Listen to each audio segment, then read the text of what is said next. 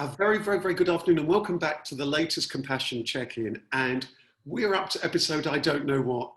I've lost track. I think it might be. I think it's 15. I think it's more. It must be more than that. More than that. I think it's about 19. I've got a feeling it's 19. Can you believe? Can you believe? But we'll soon find out. I think it's about 19 weeks ago. Yeah. Yeah. But good to see you all. I'm not going to get you to give a long title because lots of people who watch your fans will know you are. But let's just say our names. Top of my picture, and there with all the wonderful things in the background is Martin. I wonder if you just want to wave to everyone. And good afternoon, everyone. I'm Dr. Martin Patrick. Wonderful. And next to my picture is Frank. Do you want to say hello? Hi everyone, my name's Frank Munro, and I just hope those fans you're talking about aren't police. Fans of yours. Next in my picture is Iris Kay, who has a different setting set up today. Iris, do you want to say a quick hello? Yeah, hello, I'm Iris, and I'm here with Henry, Chloe and John. Aha, if they get too noisy, let me know. No, I have to mute myself again. Yeah, they make themselves known during this. They really do. And next we have Iris G on my picture. Iris, do you want to say a hello? Hello. Excellent. And that's it. Wonderful. And Danny, I don't know if you can hear us. If you can unmute, you can say a quick hello. Or it might be you're just listening intently. I'm muting. Hey. Hello. Good to see you. Silvestri, nice to meet everyone. See everyone. It's a very intimate group. It's a nice intimate group. We might have a couple of more people who are joining us today, but yeah, we've got an intimate power group. Today's topic is magic and miracles. I think that miracles, Iris K. you suggested, and I think Maya, who I think may well join us in a bit, has suggested magic. And I think I'm going to hand over to you, Iris K. Something really magical actually happened earlier on today, actually, when somebody had contacted me, not quite out of the blue because they'd contacted me earlier, but I hadn't had a chance to call them back. But I thought what was magical about it was the fact that this was a scenario of somebody, I gave a talk at a particular, where they worked for the organization some time ago. And it was just a magical thing that they got in touch with me and they were just asking my input on something, which I was happy to give. And I just thought it was quite magical that I must have had some kind of an impact that they felt able to call me completely out of the blue and ask me on this particular topic that they wanted some input with. So I thought that was just an example of just a little bit of just a small bit of magic that was kind of quite touching. But Iris K, I'm going to hand over to you. Today's topic, magic and miracles. Kick us off. I'm really fascinated by it because I think it's there around us all the time, but sometimes we miss to see it. And I think that the more you see it, the more you're aware of it, the more it comes into your life. It's nearly like a self-fulfilling cycle and prophecy. And I find those moments really amazing when you think of something and somehow life brings it into your situation, into your life somehow. Can you give us an example of that? Can you give us an example? And I'm sure that we'll soon at some point begin and look at the, different takes on miracles, because of course there's a very religious take on miracles and there's the everyday sense of miracles and magic. Different people think of that word in different ways. So, but can you give us an example of where these things whereby something's been in your psyche or in your imagination, in your thoughts, or you've been thinking of something's been there and then something's happened. Can you give us an example of that for you? Yeah, I think I lost my superpower. I wish it would happen again. I'm sure it will. When I first started as a freelancer, as a consultant, it was quite bizarre that, one day I thought, I'm just doing all these little projects. It would be really nice to be part of a team again. And then somebody emailed me and said, I'm looking for an interim manager. And that was within days from me thinking that. And then, on another occasion, I was thinking I would really like to have like a long-term project and work with people. And somebody emailed me and said, I have this project. Would you mind to project manage that? And then eventually I thought, well, actually looking at all my peers and friends, everybody has been fundraising director so far. I really owe myself to be fundraising director. And I looked on a website and I found an amazing job was a really lovely charity, and I loved the things they did. And it was within days I had that job, you know. So it actually happened. There are actually countless things, and once I was in a very difficult personal situation, you know, and I think I really need help from like-minded people, because, you know, I just need to get a different perspective on, you know, the situation. And it was just somebody a few days before that had given me a pack with all sorts of bits and pieces, and in that was a leaflet, and in that leaflet was actually a contact of a group of people who were exactly right for that, you know. So I've had it so many times, and it's easy to forget, I think, sometimes. And particularly now, I think when we're so isolated and shut away, it just seems that the world is so far away sometimes, but at least that's what, you know, what it feels for me. So it's nearly like necessary to remind yourself that all this is still there for us. Wonderful. That's a lovely kickoff. And I'm gonna we could put them. Well, we put Henry. Was it Henry and the other one on mute? We put them back on mute. Anyone want to come in there on this thing, magical miracles, and you know what jump? Yeah, please, Silvestri. Well, for me, magic and miracles is just like two different ways to define the same thing. I was brought up a Catholic, so of course I am very big in believing in miracles. You know, this is part of being Catholic. And but at the same time, with my mom's beliefs and all that, then, you know, I learned other ways to talk about the same thing. And then, you know, I found that it's easier if you are in society, in polite society, to talk about magic, because people get a bit freaked out by the word miracle. So we talk about magic, but I think that is the same thing. And in my own life, I do find that actually I created my own words for the things that I find that is a bit magical in my life. I always talk about angels, like, you know, I always find people that came in my life at the right moment. And they are, for me, miracles, because when I look at the impact that they had in my life, I just think, oh, this is amazing that I was there at that right place, you know, the right moment, and that person did that. And some of the people, you know, I have examples that some people came that I always looked at it very badly, the influence in my life. And when I looked, they were like amazing, you know, in other areas for me to find other things. So they are sort of miracles. And but then I don't feel comfortable talking very much, oh, they are miracles, so I talk about angels. And you know, and I do find that I am very lucky in finding all these angels in my life, because they always come via a person, you know. And it's not about material things, it's about changes in me as a person, change in me, in my own personality. And I do think that actually they are miracles. And you know, but then the miracles that I think is very much with a religious connotation. There are people that came to me because I believe in that sort of things. But I do find that when I talk to someone like my husband, for example, who doesn't have religion, it's very hard for him to talk about miracles. But if I talk about magic, he's quite happy with it. So for me, it's just like two different words to talk about the same thing. Lovely. I love that, you know, Iris, I love that the way that you began and wrapped up with that, the different words for the same thing, because of course, it's amazing how language can be so loaded. One word really resonates with one person and doesn't chime at all with somebody, and another one, whereas, you know, something which we can't, I guess, something which we can't explain beyond our own consciousness that is coming from somewhere else. Very interesting what you're saying here. And Frank had his hand up. Frank, anything you're wanting to add? And welcome, Beverly. Good to see you back here. And welcome back, Mia. Today's theme is magic and miracles, and we're just kind of kicking off with just some initial thoughts on that topic. Frank, your thoughts, magical and miracle? Yeah, for me, I always start from the position of magic, the miracle of life.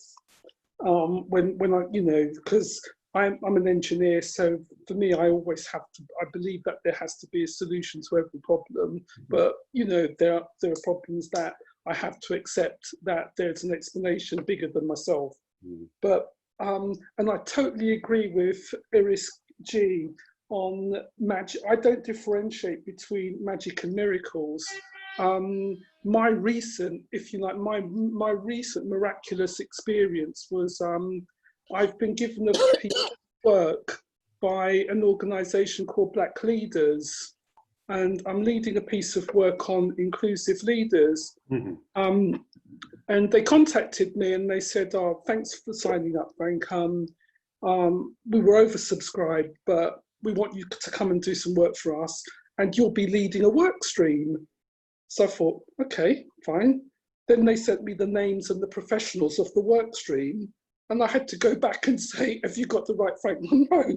Because, you know, when I actually look at, you know, who, you know, the team that I was supposed to be leading, and for me, I spent about 2 days trying to rationalize it and work out how that could be, you know, but in the end, I just said, well, actually, I've got to put it down to one of those things. It's either a miracle or magic, but I can't explain it, you know, and so, yeah, that's my offer.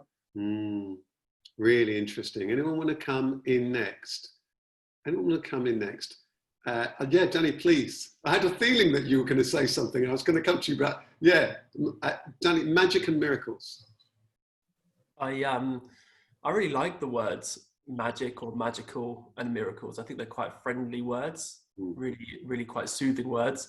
What springs to mind when I think of magic, and I love using the word magical. I do see there's a lot of magic in the world and in life, and I just love that word. And what's funny is I've got a little 4-year-old niece, and so this was maybe a couple of years ago now. You know, I use the word magical quite a lot just in my language, and I think she picked up on it. And I remember we had her around for a sleepover a couple of years ago, and we made her a bath, and she got given a present of one of these. They're quite horrible, really. They're not very good for skin, but it's like a bath bomb, and it makes all the colours in the bath look amazing. And we sort of popped her in there to have a bath, and she just, and you know, not really saying that much at the minute, but she just turned around and she just like looked at wonder of all this amazing colours in the bath that she's sitting in, and she just used the word like, "Wow, this is magical." And there was something so warming and heartwarming that you know, it was so magical for me to hear her using language like that around this amazingness that she was surrounded with. That's a bit unusual, and I suppose it touched me quite a lot in terms of just how children soak up these languages, even if you don't see them a lot. I don't see my niece all that much, but she's soaked up this language that I use. That's quite magical, I think. And then there's the aspect that at that age, she's able to, you know, realize what this word means and associate it to this amazingness around her. Like, how she picked that up? Well, that's quite a miracle. That's quite magical in its own right. And then, yeah, it's just a heartwarming feeling, because then my take on magical is that is the magic. That's the miracle there, is that this human little being is doing this and saying this, and she's saying it in my presence as well. And it's just something so warming. You know, it was almost like I wanted to cry when I heard her say it. I was just, you know, I just couldn't believe it. And then you sort of go and say it a bit more, and you sort of make fun of it. And then she, you know, always saying it around, you know, the rest of the bath time. But that was a really good experience for me, just personally, that I just found was great. And it's nice to have those little things in life. I just find being able to associate these wonders of things that are just so, it could be really big, grand scale magic and miracles that happen. I appreciate like the Catholic side as well. I had part of my family were Catholic, and you know, there is that miracles and all, you know, built upon this structure that you're saying about RSG. But then there are the small little details and the finer details of miracles in our own life that is just magical. My mum believes in ghosts. That could be a miracle that ghosts are around, or it could be magical that she believes that there's ghosts around, or that she's seeing ghosts. I don't know. You know, it's just so much to it. I think it's quite a lot of depth to what it means, and its personal depth, I suppose, that each magical and miracle that happens in our lives is so personal. So that's just my take anyway. And thanks for listening, and I appreciate sharing that. It's such a nice story I don't often share because there's never the opportunity to. So hopefully, yeah, I just enjoyed that. Thank Two you. things jumped out of me from that, Danny. Two things. One is the link when you talk about your niece. I think that we know, it would seem that when we're very young, when we're a child, there seems to be so much magic, doesn't there? You know, Dr. Martin, you're a novelist.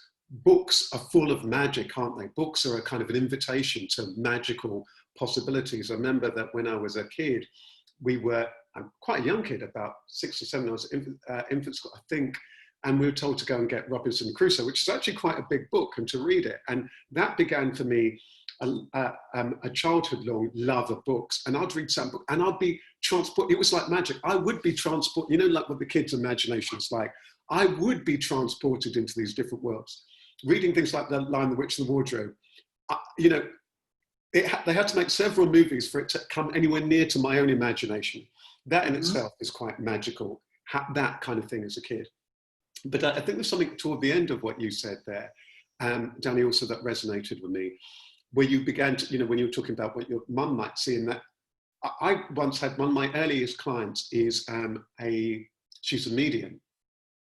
And there's different things, isn't there? There's clairvoyant, there's clairvoyant is the visual, and there's clairaudio, I can't remember, clairaudio, I think, and all these sort of things. But the point is, if you think about it on a very everyday level, every human being has different gifts, different talents. And that's quite magical, isn't it? Or it's kind of miraculous that very often, you know, when people say that from very early on, you know, this person just went to the piano and they could make a sound out of it, or they could play it. But, you know, all these great, ridiculous, almost impossibilities. Dr. Martin, I want to turn to you next. Magic and miracles. The primary way in which I can make sense and give meaning to those two words is the way in which I will write something, and I don't, you know, there's inspiration, and I actually cite God Almighty for the inner vision that I get, that He's given me, that comes from who knows where into my mind, and then through my body, out of my fingers, onto the keyboard, where words appear on a virtual page. And then you start from nothing, and at the end you have a piece of narrative fiction that is actually tracking and giving realism to the verisimilitude of life. So, you know, we have a story about him and her and them and the community and their struggles and their objectives and their aims and their aspirations. And if you do it well, if you succeed through your craft in creating people and the circumstance and the motive and the what they want to achieve in their life, and they go through the journey and they achieve that or they don't, whether it's tragedy, comedy, pathos, or whatever it is. But when the novel is completed, or I also wrote plays, when you then see that the work is completed and somebody takes it into their hands and they act it out, they perform it. And I remember sitting in the theater watching people who I hadn't met, they're called actors, performing the story that I had dreamt up and written and so on. And I saw them bring these people to life. It was the most astonishing feeling that I've ever had, because I thought, I don't know where the inspiration comes, but I'm actually saying, and I actually believe, the spiritual connection between myself and the Almighty, something fuses, something comes together. But then you look at the end result of that, where it becomes a living narrative of human and humane experience. And to me, that was magical, because it came out of nowhere and now it's tangible. It's not just words on a page. You've actually got people enacting that. And the audience around you are drawn into the story and they are moved. And the empathetic and identification between the characters, the actors, the audience, and the ambience makes it so real. And that, to me, I will remember at that age, at that young age, when I first saw my play done, I just thought to myself, this is absolutely amazing that from who knows where came the idea, and here we are now. And people are responding to this realism that has become magical in my mind. So there are people that you meet, and their quality, their humanity is so profound, so simple, and there's something so humane and lovely about them that you think that you are like an angel, you're like a gift, I don't know if you're my guardian angel. You know, I'll put that down to my first marriage, which I will absolutely say that was a relationship of transformation. But to me, the word magical and magic and miracles, they're intangible, yet they're visceral.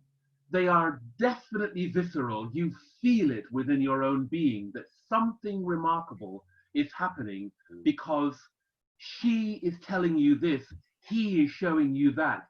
They have brought you into a place and space where you just think something extraordinary could happen, or indeed something changes. So change that enhances our humanity, that to me constitutes what we call magic and magical.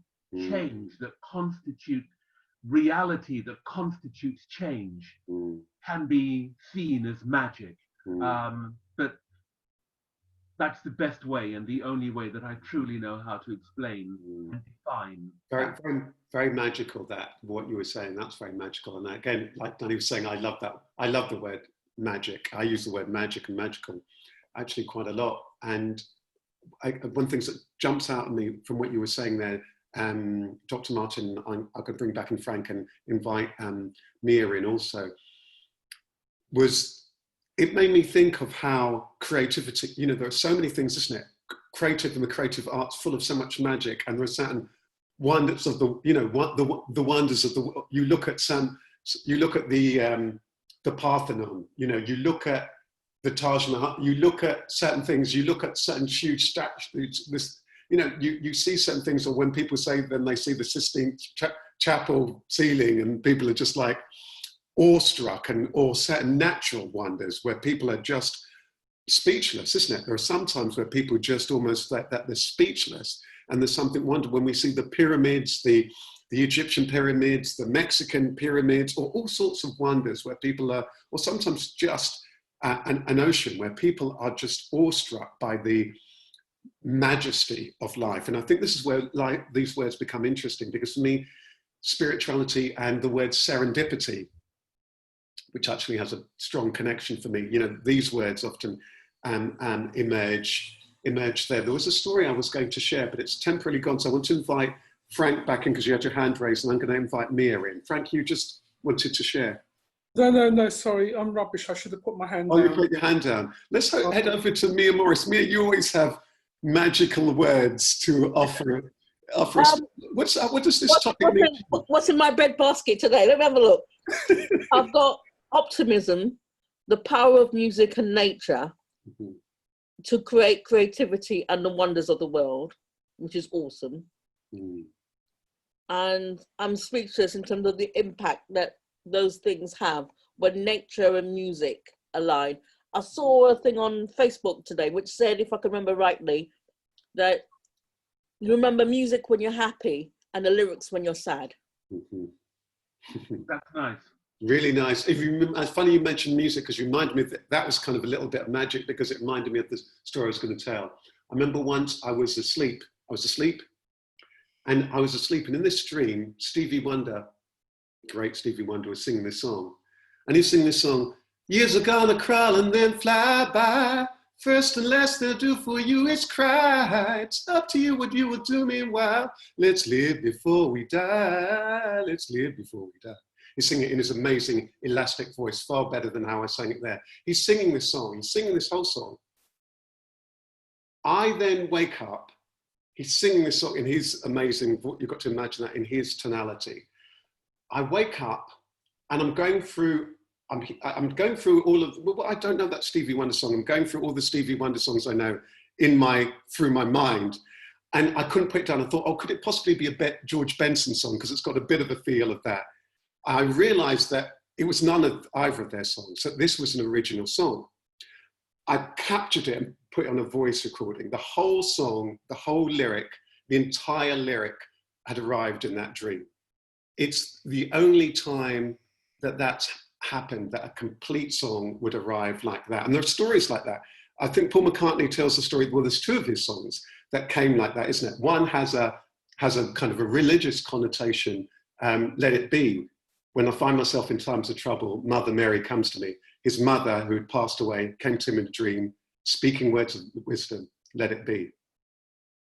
And there's a lovely story linked to that I don't know if any of you watch Carpool Karaoke with James Corden.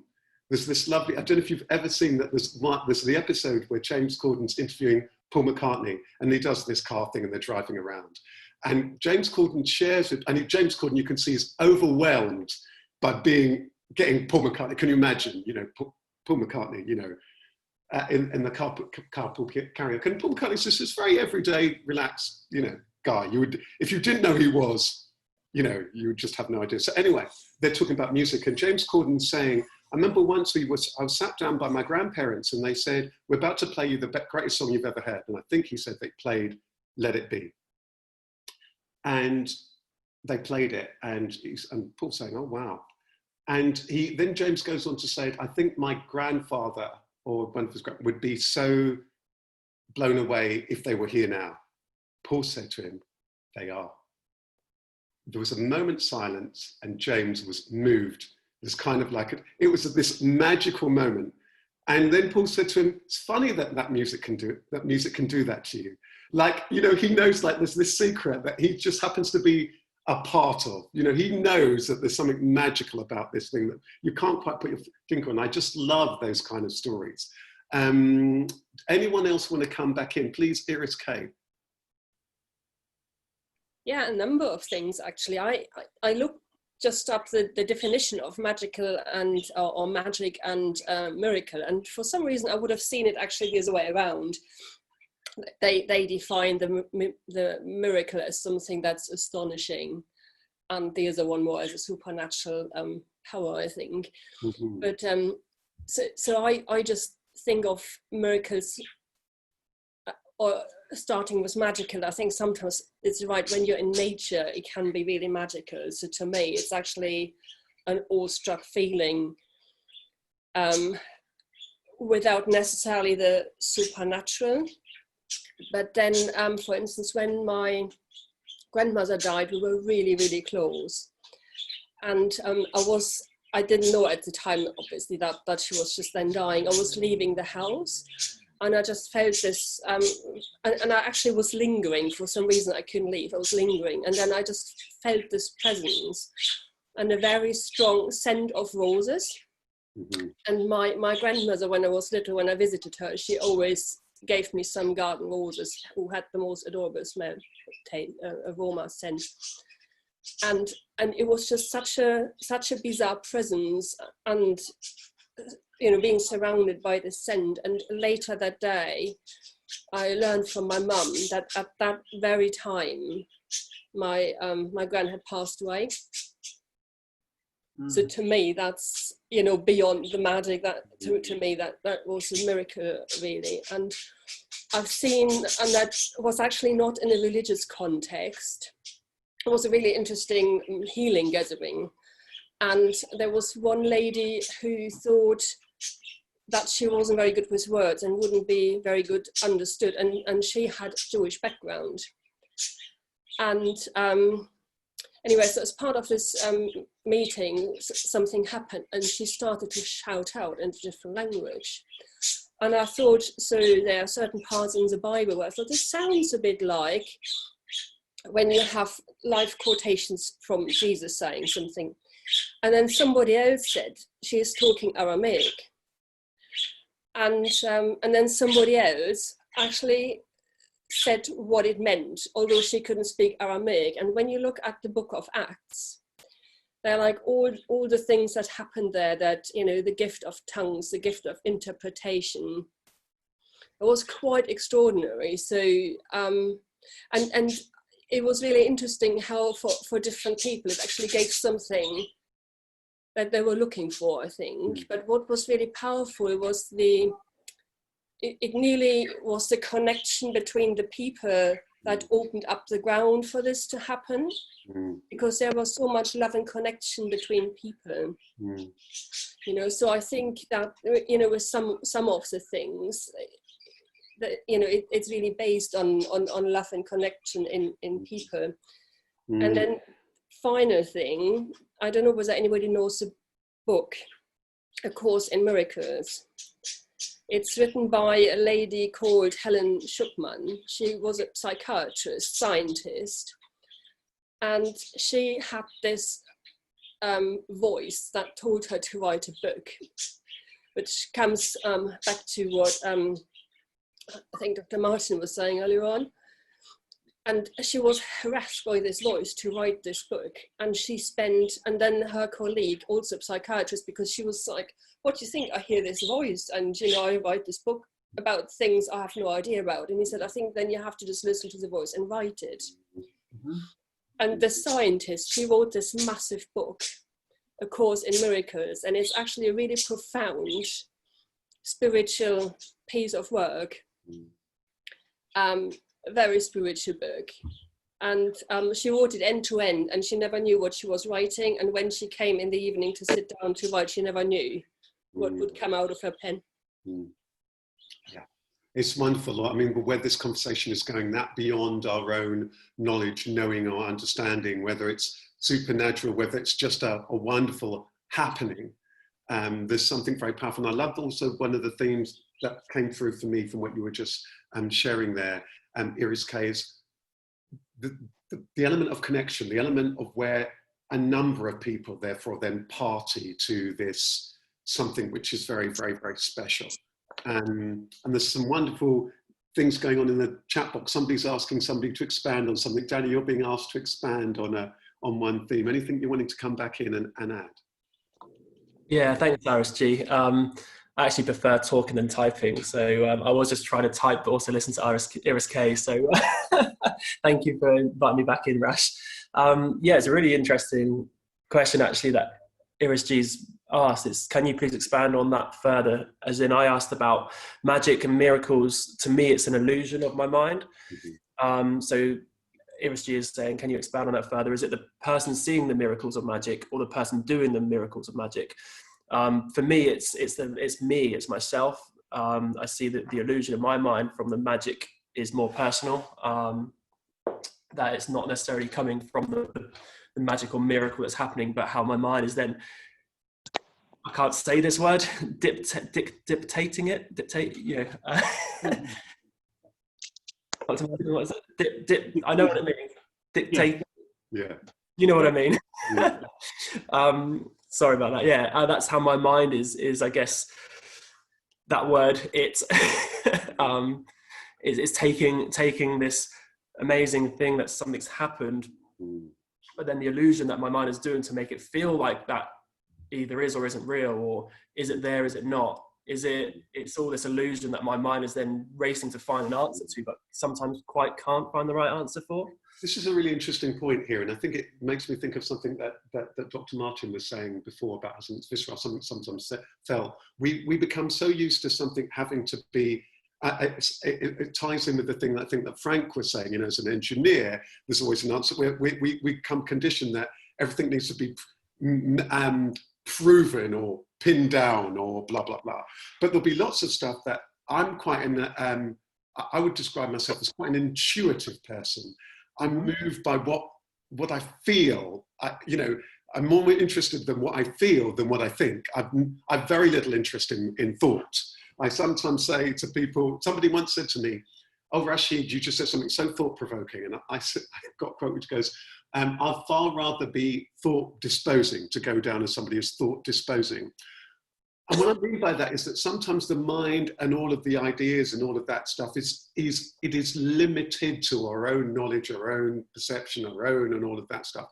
And sometimes there's just things that would seem to, there's that magical coincidence, coincidence, serendipity, magical happenings that I can't say how or why that happens. And for me as an artist, as a creative, be it songwriting, the songs just, a bit of melody will just come to me. I've got nothing to do with it.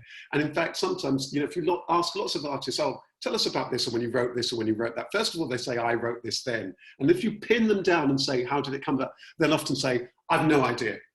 It just did. I've no idea. You know, I've just no idea that I just found myself with this, or I just found myself on the piano, or I just heard that, or I just created this, or something was, you know, just urging me to, or that story that, you know, that you shared there, Iris K, about the person who they couldn't, but there was just this kind of force, there was this thing that was trying to emerge.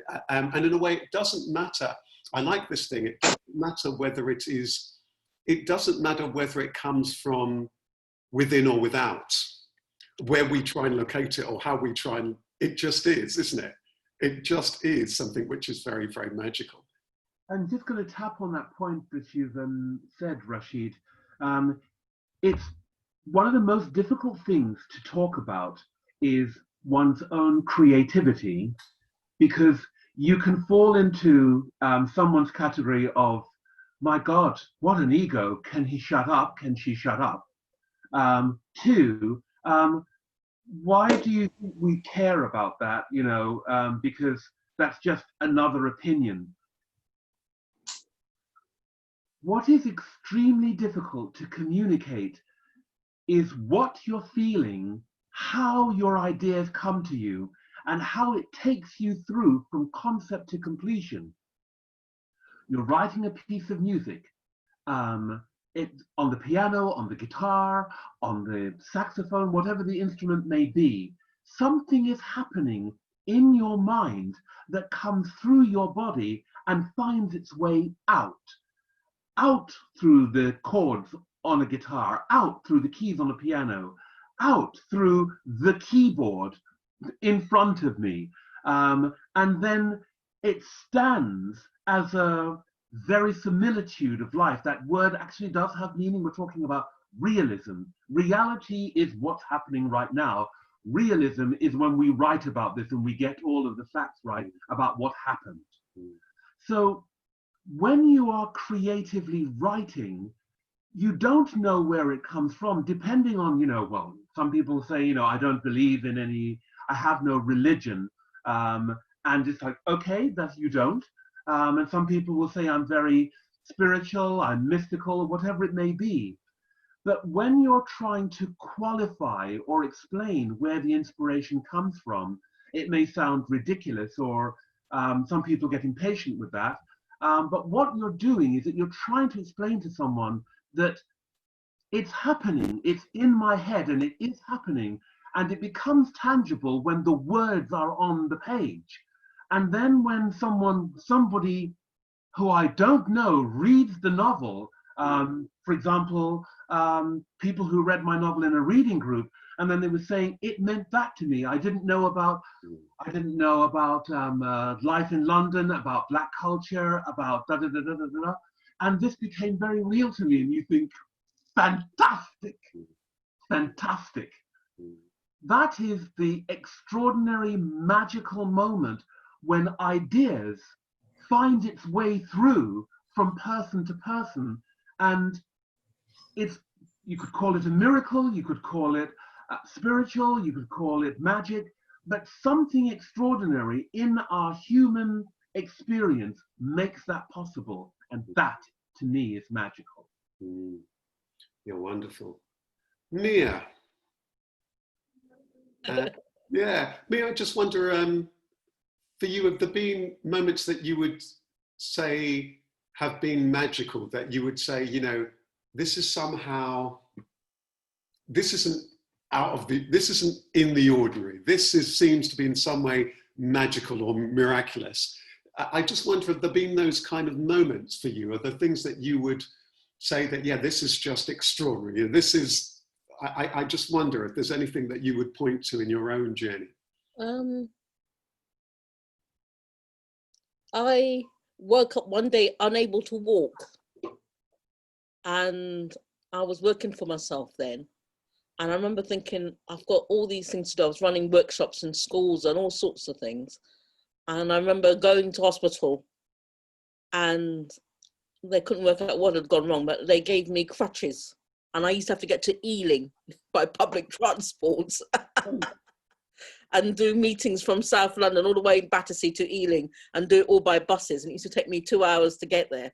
But what kept me going was knowing that I had young people that I needed to interact with and do my workshops with. And that was the miracle of doing work that engaged you. Wow. Wow, that just energy that just comes through from somewhere to make it kind of happen. Iris G. I do like all the comments, and I like what Mia said, because it ties in with the sort of thing that I think that I keep calling my angels. I just like, as soon as she described, I said, of course she was being the angel for someone. And that is the problem, that although I don't feel that comfortable in talking about, miracles, when Frank said about the miracle of lives, I was brought up to believe that I am a miracle. And, in the most strictest sense, because I was born less than 1 kilo, and, by 3 months, if you are born with CF, your chances of surviving when I was born is very little. And when all the doctors haven't given up, and, one of my father's best friend, who was the doctor in town, just told, well, just buy her a beautiful funeral. You had her for a few days. And when my mom told, my father told him, well, she's not an animal. I'm not going to prepare. She's not dead yet. And then my mom at that night, she just went and connected with whatever power she has. And she just asked for my life. And one of the stories that she tells is about this guy that came to the town. And it was a guy that has been in the town before. And he was a person with a mental problem, and he came from the town. He's from another town. He came to the town and he told my mom, just give her a bath with that, and that herb, and she will be okay. And funny enough, and that's what people don't believe, and I keep telling them, yeah, that's what my mom did.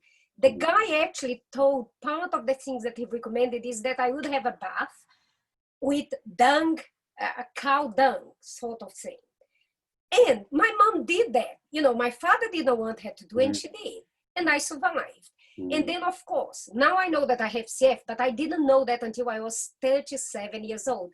And every single time that I was low, someone out of somewhere would give me just the right medicine for me to keep going up to the point that I came here. When I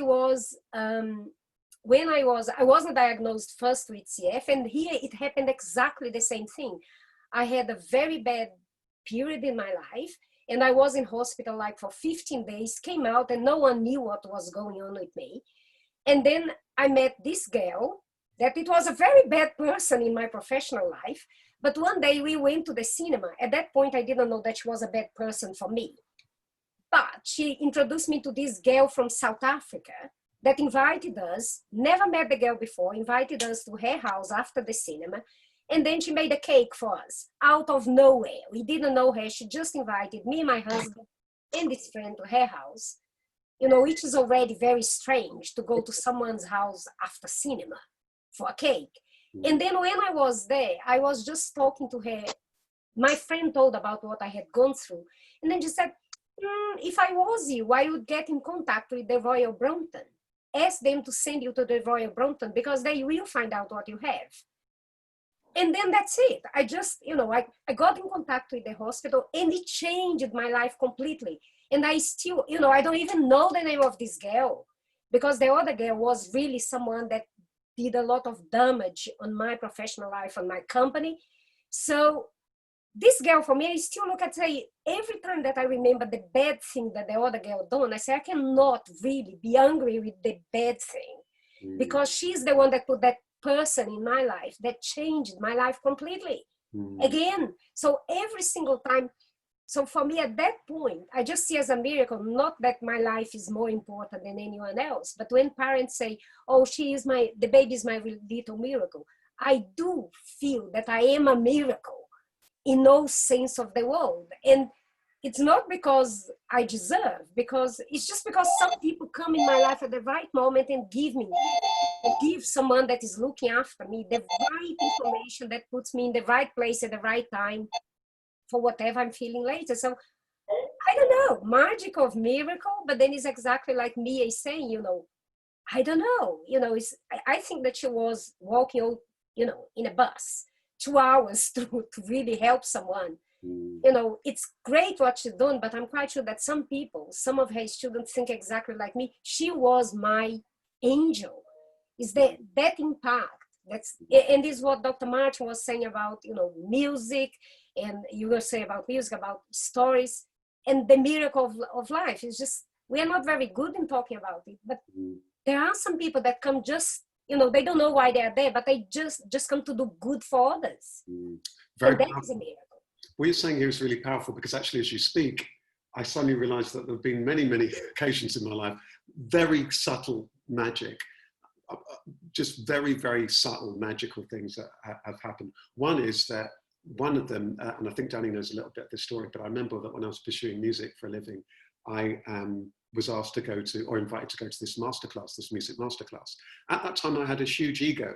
And I don't know why I was at this masterclass, because I'd only normally sing if I could be there, if I could sing, because at that time, I just wanted to sing. I didn't want to hear other people. I just wanted to sing. So, but the scenario was that there were no spaces. I was just going there to watch. So I have no idea why I was there, because logically I wouldn't have been, but somehow I was there. There was this singer, very good singer, this male singer singing jazz. And at that time I'd been moving from doing my own stuff to listening to jazz. Cutting long story short, we had a conversation. He was basically on his way out the door. He handed me his CD. The CD was called Serendipity. Cutting long story short, that person became my best friend. That person was the person who's pretty much directly or indirectly responsible for the work that I do now. And there were so many serendipitous events that emerged from that work, and from that serendipitous happening and that serendipitous sign. Maybe for me at that time, it had to be called serendipity for me to realize how many acts of that magic. And there's another event, which is a far more serious event. But I remember once I was a kid, and you know, when you're young and you're foolish, and I think I was around 16 or so, and there was a group of us and we were out partying. And we were walking along this area that I didn't know before. And it had, you know, when you're walking along and there's a slightly higher ridge that may have been about 2 feet up, and it was probably about a couple of feet wide. And I thought, you know, when you're young and you think it's really cool I was going to just kind of run along and jump onto this slightly raised bit. For some reason I didn't, and I was about to, and I think I'd had a drink or two. When I got to this raised bit, it was a sheer drop. If I'd done it, I probably wouldn't be here. So it's funny how sometimes just these subtle things that when something says, just don't do this or do that, you know, these just little things that when you realize, it's almost like a thread of little breadcrumby moments of all sorts of magical things that have happened. I wonder if there's anything anyone else wants to share whilst we're still here. I can see Danny and Iris have both put up their hands, and I've got a feeling Frank wants to add in too. So anyone who wants to go first? I was just going to say something very, very quickly, and that there's something magical and a miracle in just that we don't often know why that intuition kicks in, and that in its own right is just so magical. Mm-hmm. Yeah, well said. So true. Iris and Mia. Yeah, many years ago, I was in South Africa and had an accident, and I was in hospital, and I had a really restless, difficult person in my room, and they offered me to change the room, and I stayed in the room until I think the second last night, and then I said to them, you offered me that I could sleep somewhere else, can I come back to this offer? And they said, oh, funnily enough, there is a lady who had an operation today, and she wanted somebody in her room. So we only had that one night together in a shared hospital room, and we are friends for life. Wow. And that was actually also one of those where then lots of other things happened. And then I think it was about 10 years later, I went back to South Africa. It was my 40th birthday. And there was the other thing, because I thought I would really love to be in South Africa for my 40th birthday. and see the whales. And I got a business trip. I had to go to South Africa, and the colleague happened to have friends in the town where the whales come for whatever they do. And then I visited this friend, and we were both talking about the idea that we both had ideas to become self-employed and do something we're both passionate about, and whether that's a reasonable idea or not. And we went there for a long weekend, and we went on a walk along the beach, and we met somebody who had a top finance job in Joburg, and then had decided to make soap. And there was this guy sitting in his garden, and he was just making all sorts of oils and soap. And then we met somebody who was really passionate about flowers, and she started a pick your own farm for roses, with a lovely little cafe. And then we met somebody else who had an accident, and they couldn't do whatever job they had before, and they actually found a really interesting gift as a couple, he and his wife. And they were making dolls' houses, which were really fantastically made up, and then suddenly everybody wanted their stuff. So it was just the whole sequence. Wherever we went, we met somebody who through one way or the other had a breakdown, an accident, something happened, and then they found this gift and this passion and set up their own business. And that was really interesting at a time when we were both thinking, whether we shouldn't be self-employed and dare having our own businesses. Very powerful. I'm just about to bring him near, but there's something that otherwise I'll forget just to share. Two things. One is that things that I've come to realize in recent times is that if you listen to anyone for long enough, you'll discover all sorts of synergies and connection. Very often you just don't. And another thing is, which is one of my favorite quotes that came to me, and that's, if you listen quietly enough, life will whisper its secrets to you.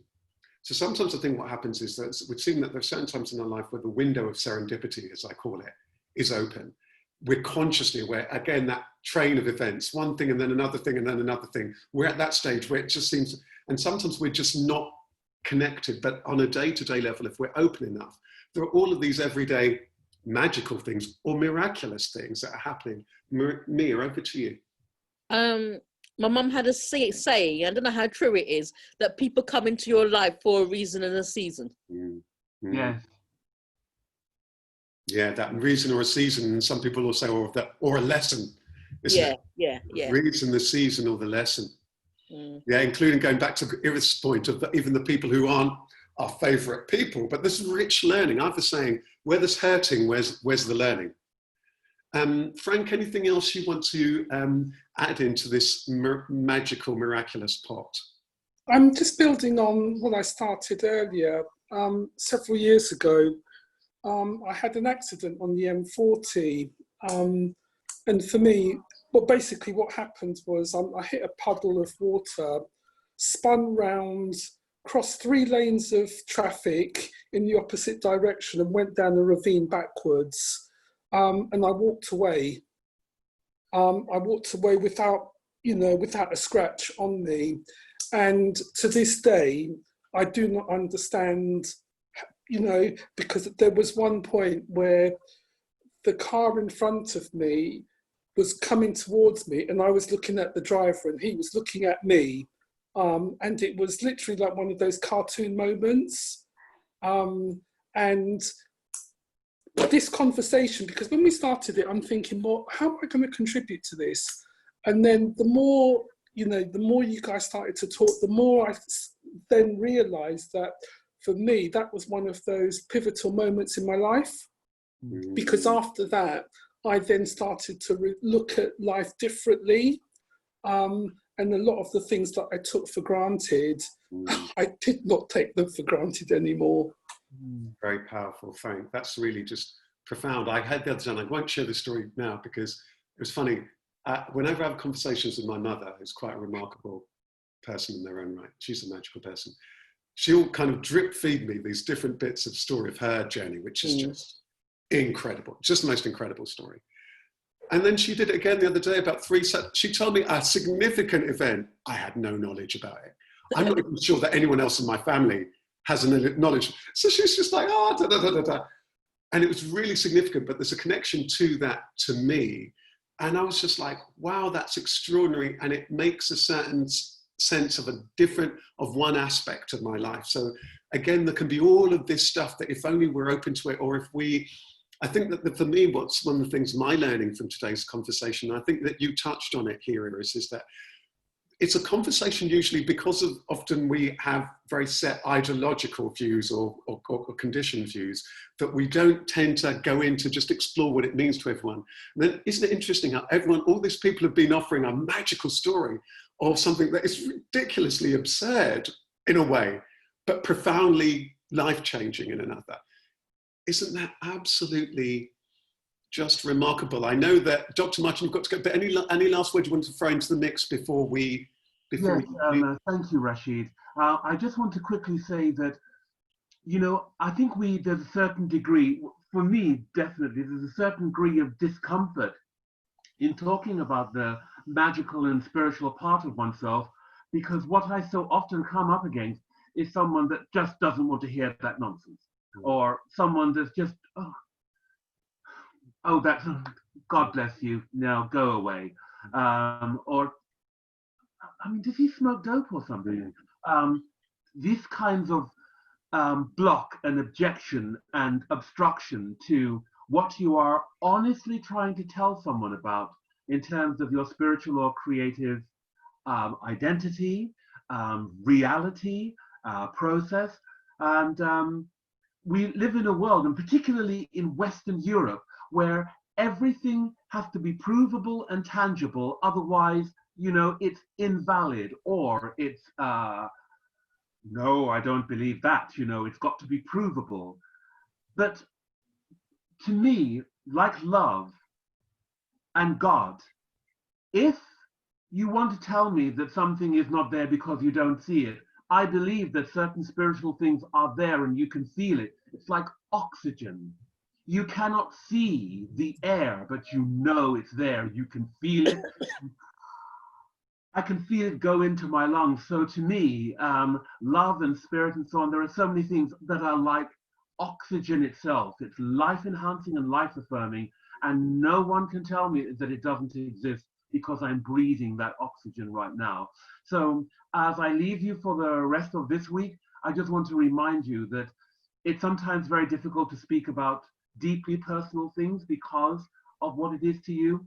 But yeah, I think we have to hurdle that and say, I'm not going to not say something about it because of somebody else's judgment. Believe in your own spirit and know that it's real for you.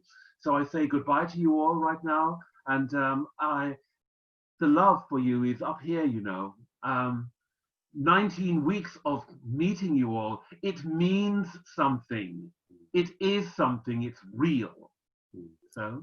Thank you very much. Thank you very much. And just let you know, we resume in 2 weeks for this compassion check-in. I'm going to maybe invite everybody to maybe share a last word, but I just wanted to before that very quickly, one of the things that I think is incredible, I'm not a fan, I'm going to probably get into so much trouble for this online, but I'm going to say it here anyway. I'm not really a fan of the Harry Potter books, but what I think is magical, it's the story behind it. It's J.K. Rowling's story, which is absolutely absurd. Here's this woman, she's in a council flat, she's she can barely pay the bill, she's going, to the library every day to write this book, or just in a small room, whatever. And then somehow she just decides to keep going. And then the rest, the successes of the book, it's ridiculous, isn't it? If that's not magical, I don't know what is. It's just absurd. But I'm going to turn to each person in turn to say a last word. Danny, I'm going to turn to you first because you might have somebody who's desperate to have their hair cut there. So I'm going to let you go first. Yeah, sorry, I might have to just start after this as well. Really nice hearing Dr. Martin, what he's just saying there, his last words. Yeah, I think my last words are just that life is magical and a miracle in its own right. Just what I was saying before, Iris K there, just that in its own right is so magical and a miracle. So just perhaps what Dr. Martin was saying there as well is that other people perhaps don't quite see it the same way he does, but he does, and that's amazing. And there'll be other people that will resonate with what he says and other people that won't. But the fact that we're here and that we are living and we're breathing and we're doing something is so great. And it's, if you want to be open to it, it's there for you. If you don't, then that's fine as well. But it's just a lovely space to be with all you guys as well, who perhaps see things on a similar level. Thank you very much for that. Who wants to go? Who are you going to pass the ball? Who are you going to pass the ball to? Pass the baton, the magical baton to? I want to pass it to Iris G, because I just really like her vibe, and I like what she's about. And yeah, over to you, Iris G. Iris G. And the opposite is true as well, Danny. So, but then actually, what Dr. Martin was saying, I do find this group a bit magical. I don't know how you had the idea of creating that, Rasheed, but it's lovely. I think that I know some of you, and then, you know, like I was talking with some friends, and then you say, oh, this is your friend. They say, yeah, this is the friend from the Compassion Inn, and, you know, and I contacted already some of you outside and all that sort of thing. And it's just like, for me, and I do, now I am old enough to know that there is a reason why you are in my life. And I think that is the magical part of it. And like Dr. Martin, yeah, you cannot talk about it. And I try to find the right word to the right people to talk about it. Because I love talking. It's like, have you seen the film Fight Club? You can't talk about Fight Club. Yeah, it's exactly like Fight Club. Exactly. That's a very good analogy. That's a magical film. It's one of my favourites. Who are you going to pass the ball to? Who are you going to pass the magic? Well, perhaps to Frank, I would say. Yeah. Frank. Well, Danny, I'm a bit miffed with you because you stole my lines. Because basically, you literally took the words out of my mouth, quite literally. Because what these sessions have shown me, what this group has shown me about, you know, my own personal reflection about how I actually look on life, it is miraculous. You know, there is no other word for it. And I particularly resonate with Danny's point about whether one wants to accept it or not, because it very much depends on your person, you know, what your position and your point of view. There will be, I think someone said last week, or was it the week before, you often find it's the people that have the least to give that give the most. And it's about, you know, it's about perspective. No, powerful. Thank you. I'm going to pass the mic to Mia. Okay. The only thing I could think of is about stepping into your power. That's what's resonated with me. I think that's true, because I think that in order to see the magic, you've got to step into your power. So glad you said that, because I often say to people, I have this saying, know your magic, trust your magic, and know that you're a manifestation of life's magic. And so often we don't see our own magic, our own gifts, our own magical gifts. Who are you going to pick? Aha! We've got Iris K. In fact, you can only pick Iris K to go next. Iris. Well, funny enough, I'll go for Iris K. I think I'm going to be shouted down by Henry, actually. He's very excited at the moment. Yeah, I would just say, just keep looking with an open heart and mind, and it's always around us. And it's a choice, and somebody was saying earlier on that in our society there is a temptation to always need to find evidence and scientific proof. But the fact that we are spiritual beings, that's actually evidence in itself that, you know, there must be a spiritual sphere around us where magic and less scientific things are taking place. You know what's powerful about that for me, as you said that, there's the music of that jumped through to me, that actually we know if it was just to that stuff that you can prove, life would be empty, isn't it? If you took away all the inspiration from nature, from music, from the things that those magical thingy moments, what would this whole experience be? And as Danny said, that the fact that we even find ourselves here is pretty remarkable, either literally in Iris's case or in any of our cases that we find ourselves here, is quite really remarkable. That we survive each day is quite remarkable as well. So I just want to thank you all for being here. So we take next week off and we resume on the week after, and we're going to be running a retreat on the Saturday. I think I just posted it, the 16th, Sunday the 16th of of August at 10 a.m. We're going to be running a special retreat. I can't remember the topic of it, but it's going to be magical, I'm sure. And looking forward to seeing you all then. Take good care, everybody, and thank you, everybody who's been watching. Just bye-bye, everybody. Bye-bye. What's the topic? Oh, somebody's saying, what's the topic? Yeah, what is the topic? Any request? Yeah. Yeah, tell us. We'll leave it with you. Well, I'll come up with something. I'll come up with the topic. All right then. See you later. All right.